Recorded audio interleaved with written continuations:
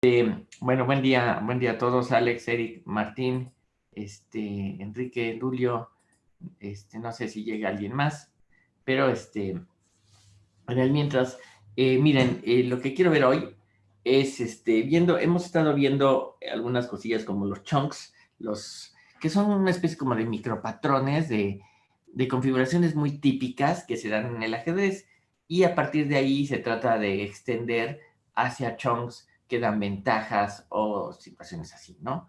Eh, hay muchas historias interesantes al respecto, y una de ellas es, por ejemplo, hay un personaje que se llama Hans Berliner, que ya murió. Déjenme ver si en Wikipedia encuentro de él. Sí, murió hace 3 años, en enero de 2017.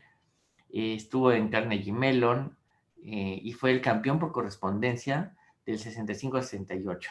Bueno, hay que decir que ese campeón por correspondencia era vía cartas tradicionales, no vía correo electrónico, ni ahora que ni siquiera se juega por correo electrónico, se juega con un servidor. Entonces lo que pasa es que uno se inscribe a uno de esos torneos por correspondencia y, y tiene que jugar 10 o 12 partidas todos al mismo tiempo, o sea, en paralelo, pues. Y uno tiene 3 días para contestar a cada jugador, ¿no? Entonces, a veces uno contesta más rápido o menos rápido. O sea, más o menos creo que tienen 1 mes para 10 jugadas, ¿no?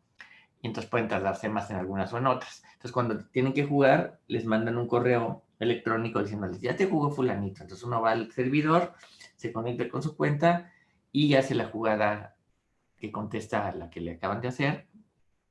Y y en fin, y así se juega ahora por correspondencia, pero en ese entonces no se jugaba así, se jugaba vía carta normal, ¿no? Berliner, aunque vivió en Estados Unidos, nació en Berlín, e incluso dice acá que uno de sus compañeros de escuela se convirtió en el presidente de Estonia, Lennart Meri. Bueno, en 1937, Berliner, que la familia de Berliner, que todos eran judíos, se movió a Estados Unidos para escapar de la persecución nazi, pues vivían en Berlín, ¿no? Y se fueron a Washington, D.C. Aprendió el ajedrez a los 13 años y muy pronto se convirtió en su principal ocupación, ¿no? Bueno, en 1949 logró el título de maestría, o sea, se convirtió en maestro de ajedrez porque ganó el campeonato del Distrito de Columbia, la primera de 5 veces que ganó ese torneo, en fin. Berliner, eh, que es a lo que nos importa, empezó a diseñar programas de computadora en los años 60 cuando era un empleado de IBM. Entró a la Universidad de Carnegie Mellon a la edad de 40 años para buscar el PhD, el doctorado en ciencias de la computación. Eh, Mientras estaba estudiando el doctorado, se le ocurrió la idea de High-Tech, un programa avanzado de ajedrez, que en realidad, él lo programó y eh, pero bueno, tenía algunas técnicas novedosas que en su momento funcionaron, ¿no? Pero Berliner llegó a la conclusión que High-Tech era débil en la evaluación del tablero. Decidió explorar el problema y escribió una función de evaluación para otro juego, que es el backgammon. El resultado fue un programa que se llama BKG 9.8, que se escribió a finales de los 70s. Los primeros programas que jugaban backgammon eran bastante malos, las primeras versiones contra jugadores malos, pero Berliner se dio cuenta de los errores críticos y aplicó los principios de la lógica difusa para mejorar su programa. Algo así dice, ¿no? En el 79, en julio, BKG 9.8 fue lo suficientemente fuerte para ganar al campeón mundial Luigi Villa y le ganó un match 7-1, convirtiéndose en el primer programa que derrotaba a un campeón mundial en cualquier juego. Berliner dijo que la victoria fue en cierta medida una cuestión de suerte, pues la computadora recibió los tiros de los dados más favorables, ¿no? También desarrolló un algoritmo de la búsqueda de asterisco para las búsquedas en juegos, ¿no? Carl Evelyn Murray Campbell se convirtieron en investigadores en ciencias de la computación. Campbell fue parte del equipo de Deep Blue, que derrotó a Garry Kasparov en 1997, y además que Murray Campbell es un gran maestro fuerte de Gran Bretaña. En sus últimos años, Berliner vivió en Florida y trabajó desarrollando programas de ajedrez. Bueno, tiene 2 libros. Uno que es el quinto campeonato mundial de computadoras, perdón, el quinto campeonato mundial por correspondencia, pero no sé si es un libro o es una revista, porque salió en el British Chess Magazine Quarterly, entonces a lo mejor es un libro. Y otro del cual también quiero hablar, que es el The System. El sistema es un enfoque de un campeón mundial al ajedrez. Ya voy a hablar de eso en un ratito, pero bueno, Berliner fue campeón mundial por correspondencia, y esto fue mucho antes de que los programas de ajedrez atacaran el problema del juego. Fue el creador de High Tech, que en los años 70 del siglo pasado logró algunos éxitos. Incluso Berliner escribió un libro muy original que se llama El Sistema. Déjenme decirles que hay un libro que se llama Mi Sistema, de Aaron Nimzowitsch, que es un libro de ajedrez. Berliner escribió El Sistema un poquito tomando la idea de Nimzowitsch para escribir el sistema que él desarrolló, ¿no? Y en el tercer capítulo habla del ajedrez dinámico e introduce la noción de chunks, exactamente lo que han hecho otros investigadores. Por cierto, el libro de System, se los voy a mandar terminando la clase, va a estar en el chat, ¿no? Pueden revisar el capítulo 3 si quieren. Es un libro interesante, quizás es un poco obsoleto en algunas cosas, pero yo creo que es una muy buena referencia y es un muy buen trabajo de Berliner. Bueno, en el capítulo 3 habla del ajedrez dinámico e introduce esta noción de chunks, pero agrega algo que quizás los anteriores investigadores no habían hecho, que es el dinamismo que tienen las posiciones. Es decir, las posiciones no son estáticas, sino que hay jugadas que hacen que la posición sea más viva o menos viva, o tenga más opciones o menos opciones, o tenga un árbol de variantes mucho más complejo que el de otras posiciones, ¿no? Entonces, Berliner decide implementar la idea de los chunks, ¿sí? No solamente con la posición, que es una configuración típica del ajedrez. Un chunk viene a ser una especie de pequeño patrón, sino que además le añade este dinamismo, es decir, por dónde debe ir la cuestión del jugar, ¿no? El autor, Berliner, en su libro habla de los experimentos que hizo a principios de los años 30, que después fueron replicados antes de los 40 por Adrian de Groot. En esos estudios son muy importantes, miren, porque los estudios de Adrian de Groot demostraron algunas cosas que no se sabía, o que se suponía mal. Por ejemplo, siempre se dijo, o por muchos años se dijo, que los que jugaban al ajedrez tenían memoria fotográfica para recordar posiciones, pero los estudios de De Groot mostraron que lo que hacen los jugadores es mantener una colección de configuraciones, de chunks, de patrones que les guían para guiar las mejores jugadas. La diferencia entre un jugador fuerte y uno débil se basa en esa cantidad de patrones, de estos chunks conocidos, los cuales aplican en muchos tipos de posiciones, ¿no? Los jugadores fuertes no recuerdan fotográficamente las posiciones, sino que recuerdan en realidad las relaciones entre las piezas en una posición. Les voy a decir, por ejemplo, como anécdota, hace, qué sé yo, pues no sé, hace como 10 años o más, tomé un curso de memoria, de técnicas para mejorar la memoria, qué sé yo, y en una de las técnicas lo daba un argentino, y nos dieron un cuadernillo, y en el cuadernillo venían un montón de ejercicios. Y el primero había unas 30 palabras, y entonces nos dice el profesor, ¿no? El que nos estaba explicando, nos dice, tiene, no sé, 5 minutos para aprenderse las 30 palabras. Y pues, ¿cómo te lo vas a aprender, no? Entonces, si te quieres aprender las palabras por sí mismas, pues quizás lo puedes hacer, pero tienes que hacer mucho esfuerzo. La técnica, en ese caso, lo que hay que hacer es relacionar las palabras unas con otras, porque las relaciones te acuerdas más fácilmente. ¿Cuál es la razón de que eso ocurra? No sé, pero el cerebro funciona así.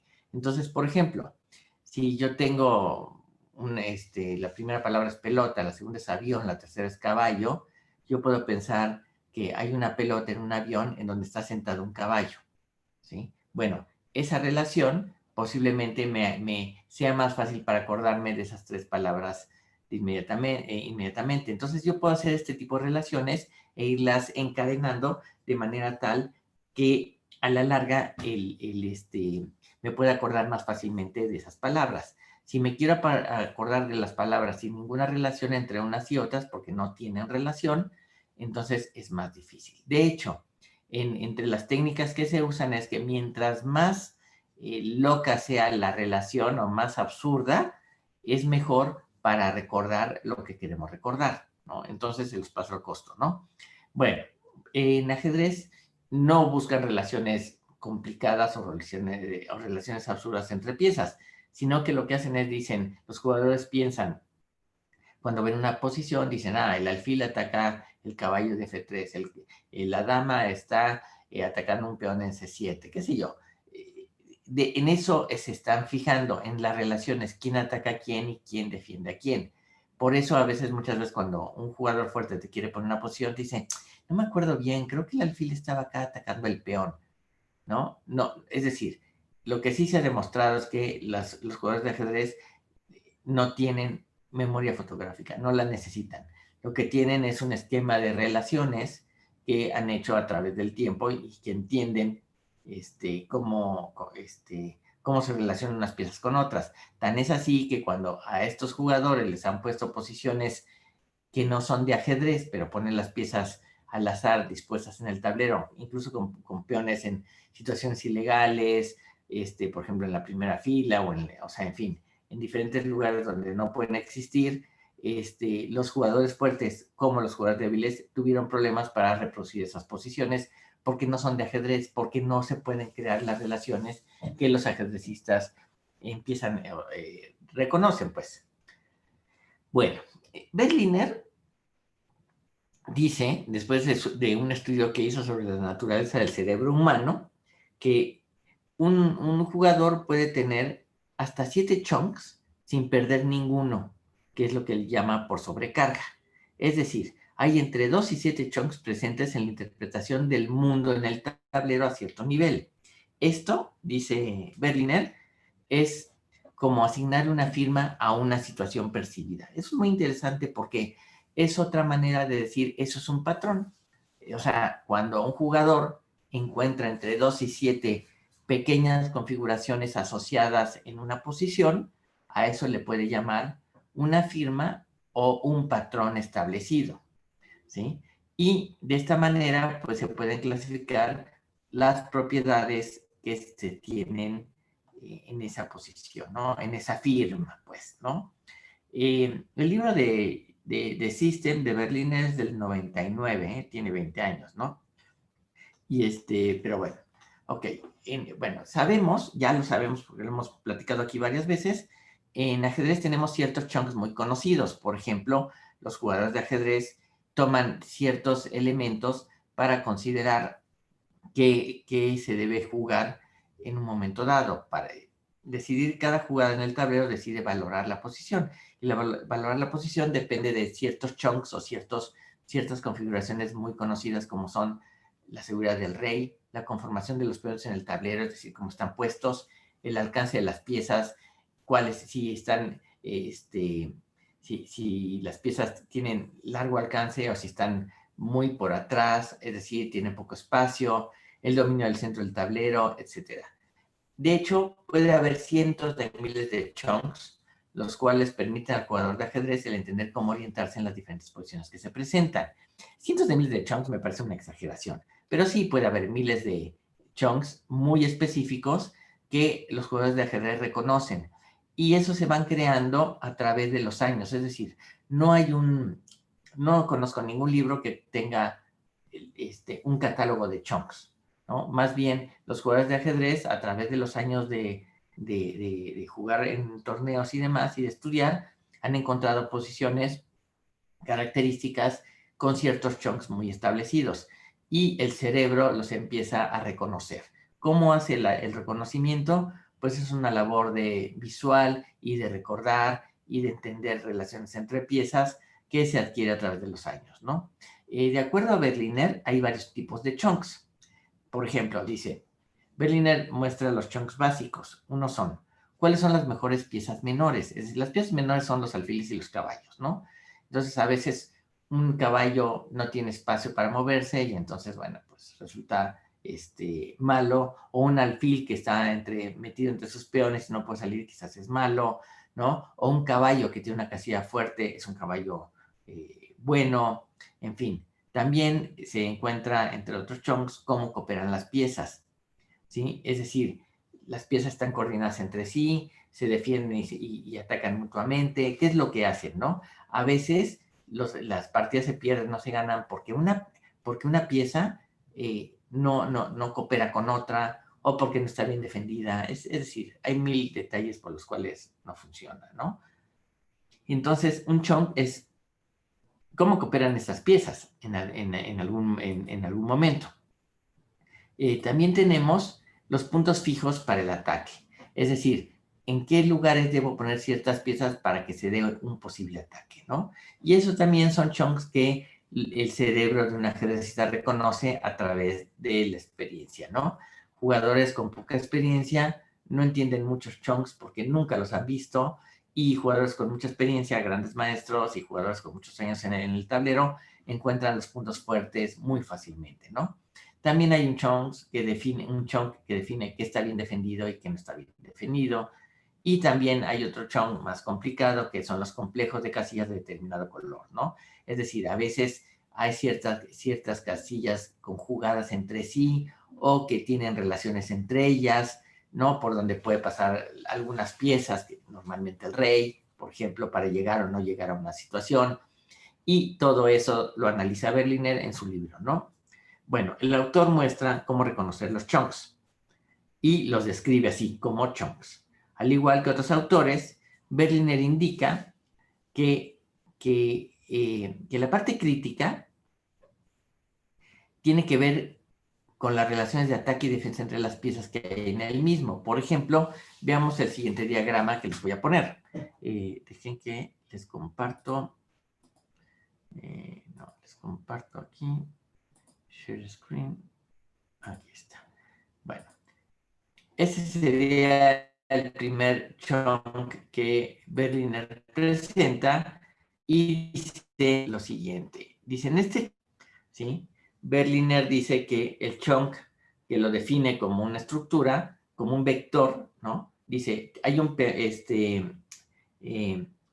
E5 hay un caballo, ¿sí? Las blancas tienen algo, en E5 hay algo, en E2 hay otra cosa y las negras tienen en E5 hay algo, no sabemos qué es, pero esa es la clave del chunk. Y después tenemos, las blancas tienen algo en E2 y las negras tienen algo en E5 y algo en D6. Es decir, el caballo negro es el objeto de ataque de la torre que está en E2, pero el peón de D6 lo defiende. Esto dice, fíjense, entonces, esto dice, según Berliner, que estas tres piezas que estamos viendo en el diagrama conforman lo que llama un chunk básico. Lo que se me hace muy extraño es que Berliner no hace mención de las piezas involucradas en el chunk. Es decir, hay algo en D5, hay algo en D6 que defiende 5, hay una pieza en E2 que ataca E5, que es de estas relaciones que habla de ataques y defensas. Pero por alguna razón, Berliner no hace caso a qué pieza es cuál. Es decir, si yo pongo un alfil en E5 en lugar del caballo, un alfil negro, también puedo decir que es el mismo chunk. Yo no estoy seguro que eso sea tan cierto. Pero es un chunk, sí, pero no es que sea equivalente con el anterior, ¿no? Porque el caballo no defiende al peón, pero el peón sí defiende al caballo, mientras que un alfil defiende al peón y el peón defiende al alfil. Entonces, no sería un chunk o al menos parecido, ¿no? Entonces, eso sería por un lado. Y no sé si, dejen que dejo de compartir acá mientras, bueno. Pero hay otros tipos de chunks que son los de táctica, en donde una combinación de movimientos decide la ventaja. O sea, a veces una serie de jugadas coordinadas hacen que el rival tenga que ceder algo, entrega material o deja su posición bastante lamentable. Ya eso lo llaman los chunks de táctica. También los hay posicionales, donde se observa la fuerza de las piezas de acuerdo a la configuración de peones. Las configuraciones de peones pueden ser muy complicadas. Por ejemplo, en el siguiente diagrama que les voy a mostrar, aquí, deben estar viéndolo en este momento. Esto es lo que se llama una fortaleza. Y el blanco tiene mucha ventaja en términos materiales, pero no puede progresar porque el peón defiende a la torre, el peón negro defiende a la torre, y el rey, por ejemplo, el rey blanco no puede nunca pasar a tratar de atacar al rey porque la torre se lo impide, ¿no? Entonces, en ese sentido, no hay vamos, esto es una posición que se llama de fortaleza, porque el rey negro no se le puede dar mate solamente con la dama, y con mantener al rey moviéndonos en estas casillas, o mover la torre a A6 o a C6, no tiene manera el blanco de ganar, ¿no? Esa es una de las posiciones de ¿cómo se llama? Que tienen que no se pueden ganar, son fortalezas, ¿no? Bueno, Berliner dice que sus chunks por sí mismos son útiles, pero son más útiles si se entiende la dinámica de los mismos, y eso los hace más aplicables. Esta dinámica que se inventa Berliner plantea el concepto de interacción de chunks. Bueno, ¿qué es la interacción de chunks? Es decir, cómo se mueven unos chunks con otros, qué configuraciones tienen que ver unas con otras para coordinarse y llegar a buenas jugadas. De acuerdo a Berliner, el entendimiento correcto de la interacción de los chunks nos lleva directamente a las estrategias en ajedrez. Berliner define el espacio de abstracción, donde se trabaja sobre las diferentes posibilidades futuras. Déjenme decirles una cosa acerca de Berliner. Esto del espacio de abstracción es básicamente la cantidad de posibles variantes que se pueden crear en una partida de ajedrez. No sé si lo he dicho ya, puede ser que lo haya mencionado, pero el ajedrez es un juego donde crece exponencialmente, y el ramaje de jugada a jugada es más o menos como de 30. Por ejemplo, si yo hago la primera jugada, tengo 20 posibilidades para hacer una primera jugada, y el rival tiene otras 20 para contestarme. Entonces ya tengo 400 jugadas. El ramaje es a cada jugada puedo poner 20 diferentes, ¿no? Pero a través de que el juego empieza a moverse y empieza a haber jugadas, el ramaje más o menos se convierte en 30. O sea, hay 30 ramas o 30 jugadas posibles, más o menos promedio, por cada posición en el tablero, ¿no? Por ejemplo, en la posición que tenemos de Berliner, de la fortaleza, pues desde luego no hay tantas jugadas, ¿no? Bueno, pero aún así tenemos, miren, un programa tendría que analizar que el rey se puede mover a 3 casillas y que la dama se puede mover a todas las casillas verticales y horizontales y en diagonal, y entonces ya tenemos, fíjense, nada más de la dama, tenemos 1, 2, 3, 4, 5, 6, 7, 8, 9, 10, 11, 12, 13, 14, 15, 16, 17, 18, 19, 20, 21, 22 jugadas. 23, 24, 25 con el rey. Es decir, en esta posición con tan pocas piezas hay 25 posibles jugadas que tiene el blanco, ¿sí? Ese es el ramaje. Y entonces a cada jugada el negro debe tener una posible respuesta, y a eso debe tener una posible respuesta. Entonces dice que Berliner habla de este espacio de abstracción, que es un término que él se saca de la manga, cuando en realidad es el árbol de variantes que se trabaja para ver las diferentes posibilidades futuras, ¿no? Según Berliner, sin embargo, este no es el espacio de posibles jugadas, sino el espacio en el que pueden ocupar piezas y peones en el futuro. Eso es lo que llama él la planeación estratégica. La verdad es que le da 3 vueltas a lo mismo que ya sabemos, que es el árbol de variantes, ¿no? ¿Dónde puedo colocar las piezas en el futuro del tablero? Entonces, yo creo que ahí no es que se marea un poco Berliner, pero me da la impresión, o por lo menos es la impresión que tengo, puede ser que esté diciendo algo que no necesariamente es cierto, pero pienso que cuando él dice que en el caso del ajedrez, el espacio de abstracción no es el espacio de posibles jugadas, sino el espacio en el que pueden ocupar piezas y peones en el futuro, pues está diciendo lo mismo con otras palabras. Eso es lo que yo quiero, eso es lo que yo entiendo. Pero, y esto dice, Berliner es el espacio y la planeación estratégica. Es un intento de definir lo que son los planes, la estrategia en ajedrez, ¿no? Yo creo que Berliner se metió en camisa de once varas al tratar de definir lo que es la planeación en ajedrez. Es decir, hacer un programa que planee a largo o a corto plazo una serie de jugadas para sacar una ventaja, pues creo que no se ha hecho. Lo que se hace realmente es, se crea un árbol de variantes y a través del árbol de variantes se decide en un momento dado la jugada correcta de acuerdo a la profundidad y la valoración de la función de evaluación que tenemos que ver próximamente, ¿no? Bueno, dice Berliner que en sus conclusiones que los chunks, ¿sí? Dice que son entidades que apuntan sobre la manera de proceder estratégicamente. Y dice también, los chunks pueden interactuar con otros chunks. Pueden cambiar la evaluación que se aplicaría si solamente existiese uno de ellos presentes. Por ejemplo, hay muchas estrategias que gobiernan los ataques. Por ejemplo, la figura del rey, tener ventaja en el desarrollo, una estructura de peones débiles, etc., ¿no? Entonces, todo dependerá, las estrategias dependerán de estos posibles ataques y de los chunks que se consideren. De hecho, si ustedes tienen ciertos chunks, pueden hacer meta-chunks, es decir, chunks de chunks, ¿sí? Y eso debería ser más poderoso. Curiosamente, Berliner ni lo menciona, ¿no?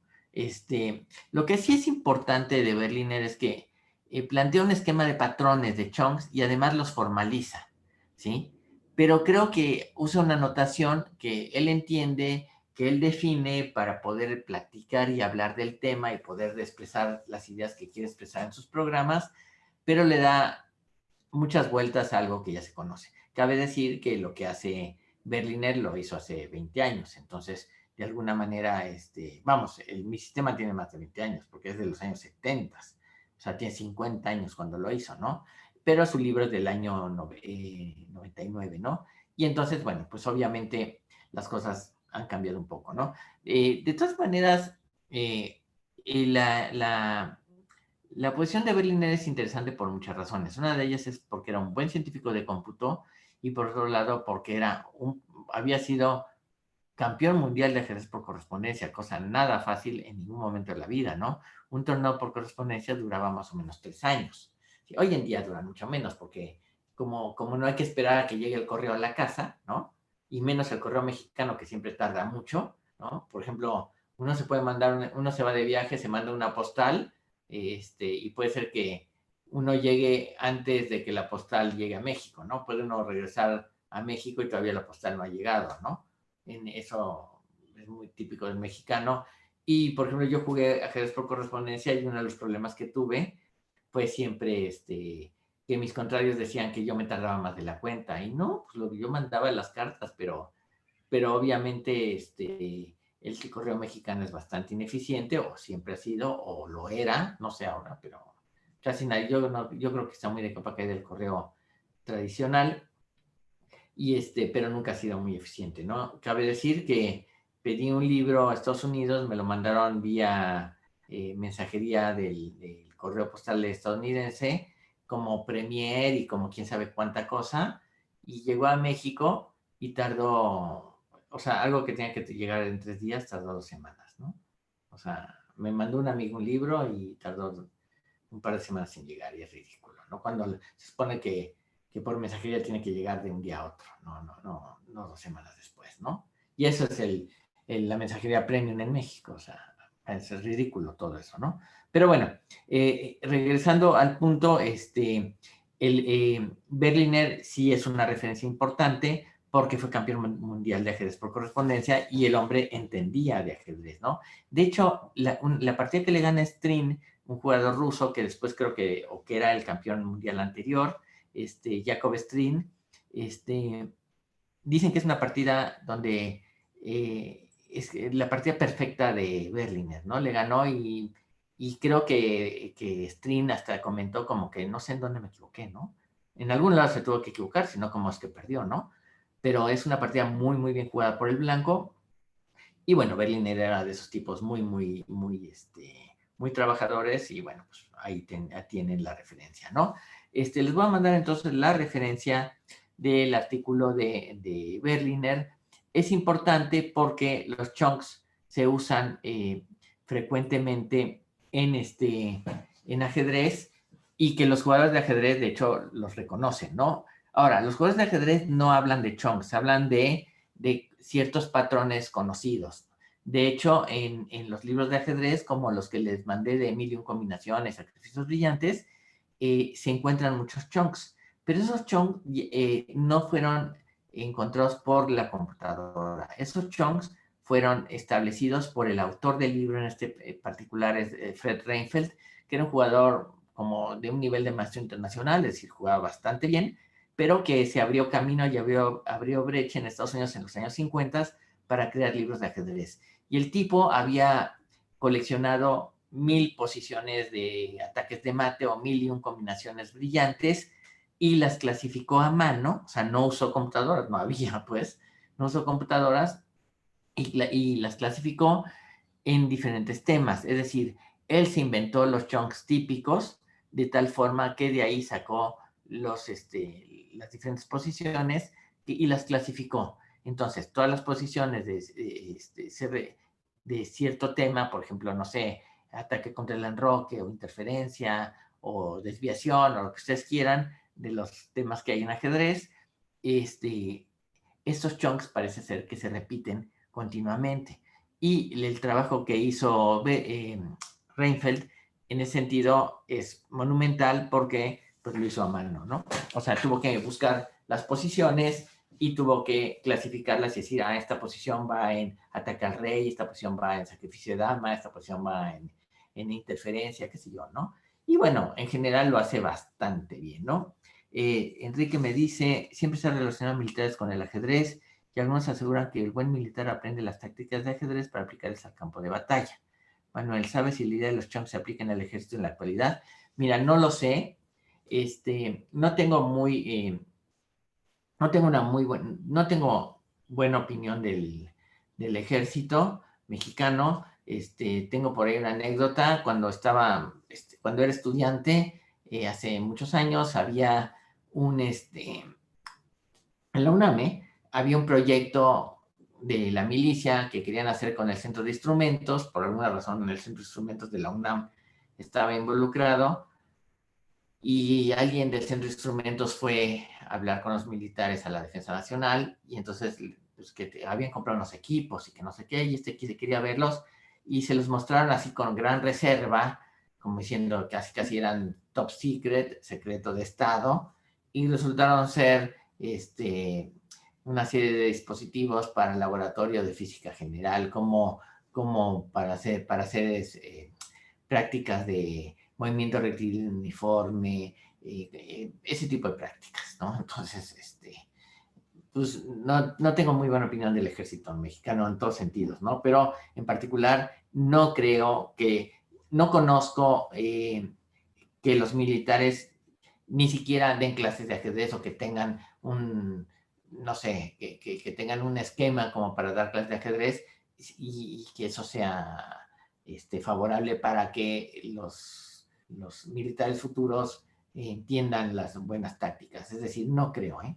No creo. Ahora, lo que dices tiene sentido en términos de que los chunks sí podrían aplicarse en este tipo de situaciones bélicas, ¿no? O sea, hay ciertos patrones que establecemos en todos, en muchas de las actividades y que las tomamos en cuenta. Por ejemplo, les voy a mencionar un chunk o un patrón típico en la cotidianidad, ¿no? Por ejemplo, yo me levanto y veo a mis familiares o a mi mujer y le digo buenos días, ¿no? O sea, me levanto y si ya se despertó le digo buenos días, ¿no? Ese es un como patrón que se establece para para que sea la comunicación más, más cordial, ¿no? Por ejemplo, imagínense que ustedes van a una cafetería, van al Starbucks y se les ocurre pedir un café y decir, denme un café ahora, que no sé qué. Pues o sea, no se pide así un café, ¿verdad?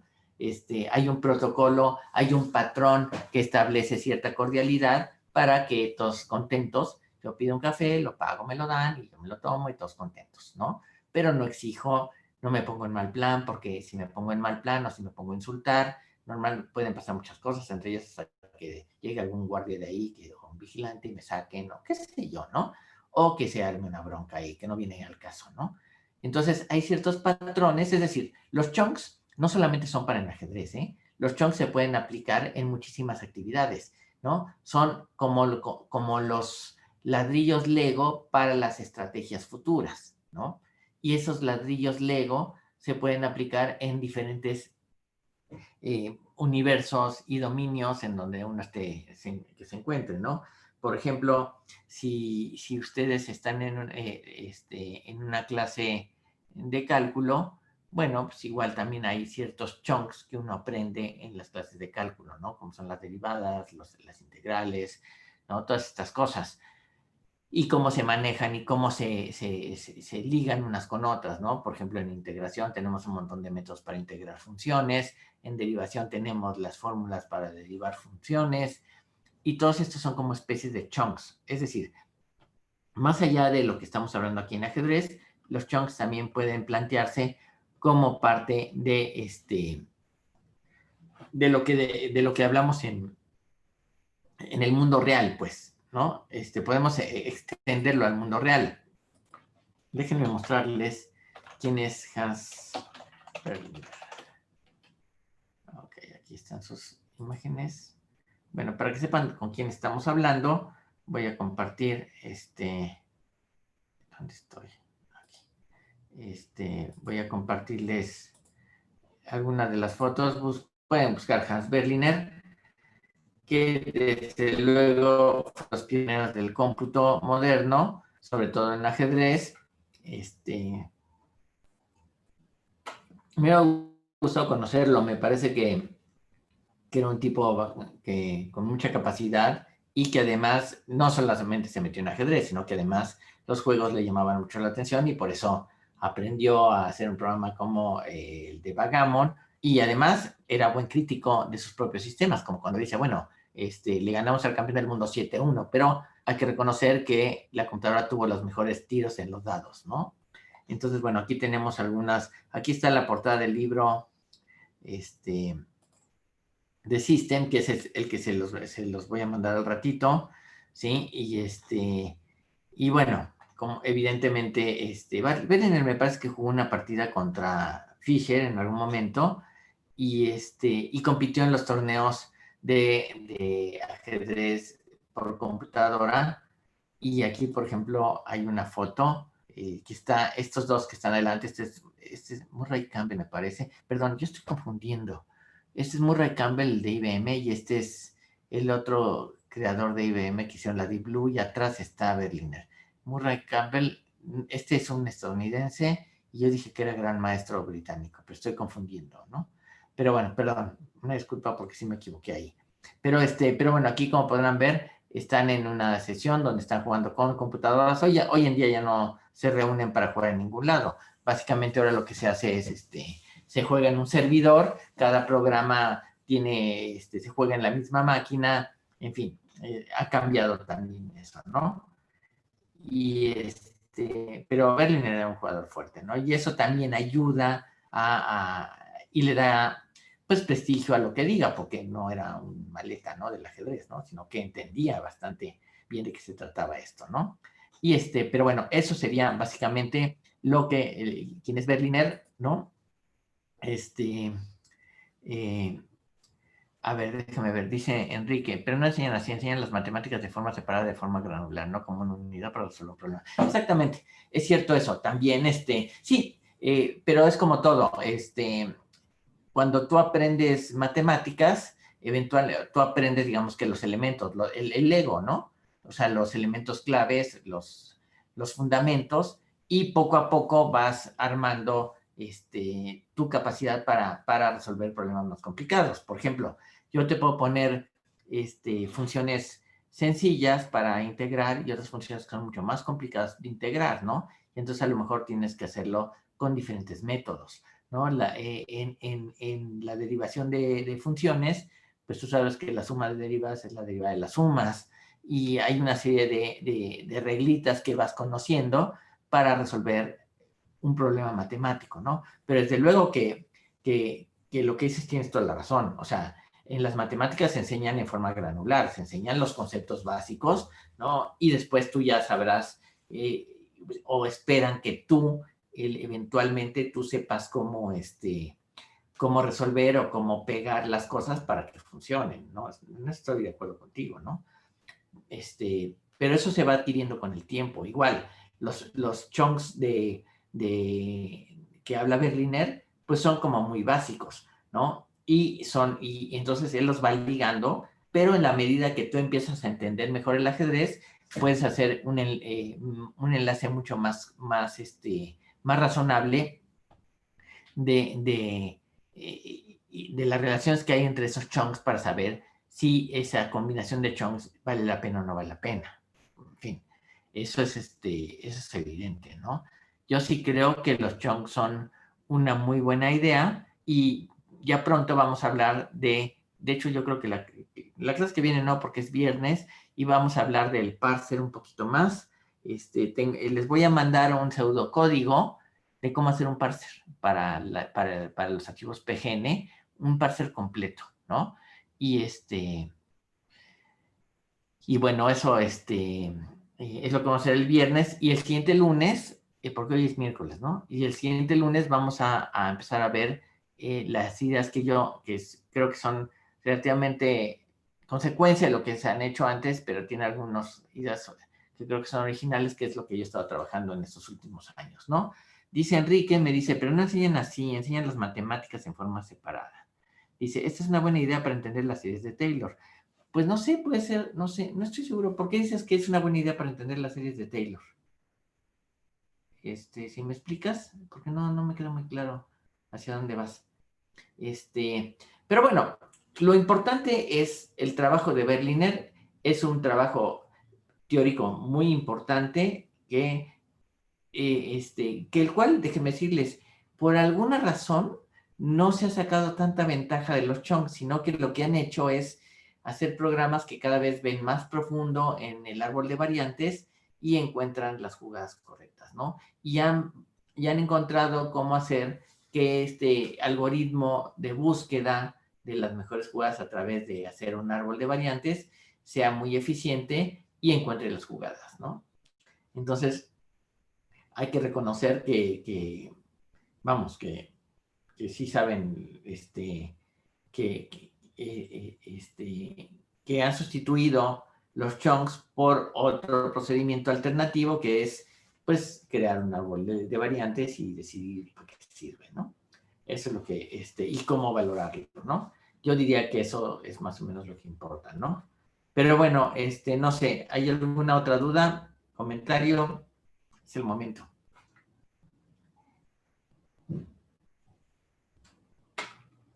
Bueno, los que tengan algún problema con la generación de su código, se atoren en algo, escríbanle a César, que él es el laboratorio, y él no les va a resolver la tarea, pero les podrá sugerir por dónde entrarle y qué deben hacer para mejorar lo que tienen que mejorar, ¿no? Y hacer la tarea. Y salir del problema así, del bug que no pueden resolver o alguna cosa así, ¿no? Entonces intenten, si tienen problemas, escríbanle a César. Jessica, ¿me pones otra vez el correo aquí en el chat de César? Por favor. Sí. Y también se los mandas al chat, ¿no? Sí, de hecho lo mandé al chat, al Yo sé, WhatsApp. pero de todas maneras, vuélvelo a mandar por cualquier, eventualidad, ¿no? Y bueno, el caso entonces es el viernes vamos a ver el pseudocódigo del parser para los archivos de la notación de ajedrez, que por cierto, la definición del PGN está en inglés, ¿eh? Es decir, no es que esté escrita solo en inglés, sino que está pensada para las piezas en inglés. No es la notación PGN se ha hecho ya universal y bueno, y uno cambia las letras de las piezas y se acabó. Pero originalmente se hizo en inglés y bueno, es una referencia gringa en todos sentidos, ¿no? ¿Hay posiciones inválidas en el archivo que mandé de PGN? No, hombre, ¿cómo crees? Son 5 o 6 partidas, ¿no? ¿Dices que hay posiciones inválidas? Te pido un favor, Enrique, mándame un correo con las posiciones que dices que son inválidas, ¿no? Y las reviso, pero creo que no, porque te voy a decir por qué creo que no, ¿eh? A reserva que lo revise, es porque esas partidas están alimentadas a través de un programa de la base de datos. Entonces, no puede, no puedo cometer errores porque no puedo hacer jugadas ilegales. Se me hace rarísimo lo que me dices, pero bueno, sí, lo reviso con todo gusto y te digo el viernes, pero mándame un correo con las cuestiones que consideras que dices que son ilegales, ¿vale? Bueno, no sé, pero tú mándalo y yo lo reviso, no pasa nada, ¿no? Pero bueno, qué bueno que encontraste algo raro ahí, ¿no? A lo mejor estás mal tú, a lo mejor estoy mal yo, a lo mejor todos estamos mal. Bueno, si no hay más, por el momento, pues nos vemos el viernes. Acuérdense, la clase empieza a 8:10 y acaba pues aproximadamente a las 9. Si se nos acaba el material antes, pues nos vamos antes. Si se acaba después de las 9, pues nos vamos después, pero esto esperemos que no tenga que pasar, ¿no? Y bueno, gracias por venir. Les voy a pedir, bueno, Jessica, mándale un correo a los alumnos, un correo a Ok. los alumnos para decir que tienen que venir a su clase, que no Ujú. es opcional, ¿no? Que independientemente de que puedan ver la clase en YouTube más adelante, pues pues que vengan a clase. Que si yo me Sí. levanto temprano, quiero que los demás se levanten temprano y sufran como yo. Ujú. Bueno, Jessica ahorita les va a mandar el articulito de lo que es esta clase Ya se y los el mandé. libro de este hombre. ¿Ya lo mandaste? Sí, ya, lo acabo de mandar. Ah, bueno, órale, genial. Bueno, pues gracias, gracias Eric, gracias Alex, gracias Martín, gracias Carlos, gracias Julio, todos los que vinieron, en fin, nos vemos el viernes. Gracias, buena tarde, buen día a todos. Gracias, Jessica. Sí, saludos, profe. Me mandas entonces